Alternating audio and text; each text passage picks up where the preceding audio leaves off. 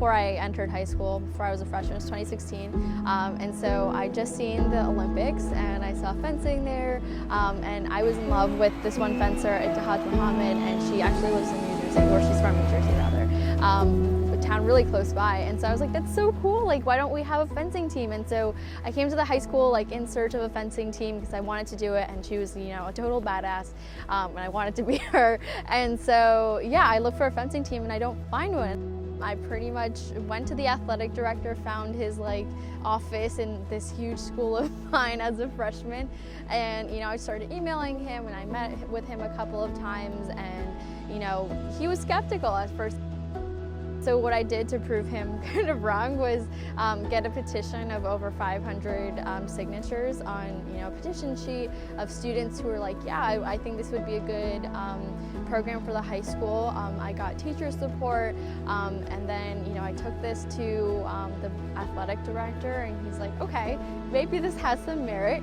And then it all kind of worked. The next year as a sophomore, we had a fencing team. I think it really empowered me to feel like I could make change.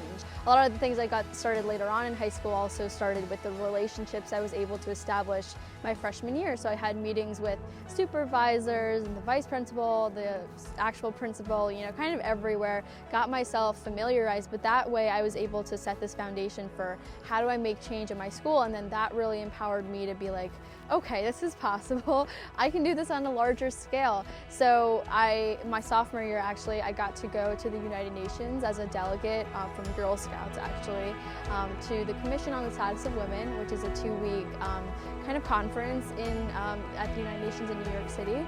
And so I got to be there and be an advocate for girls. And so yeah, from there I was like, okay, this is really, really possible. Like I can be an agent for change. Like people care about my voice, and my voice matters.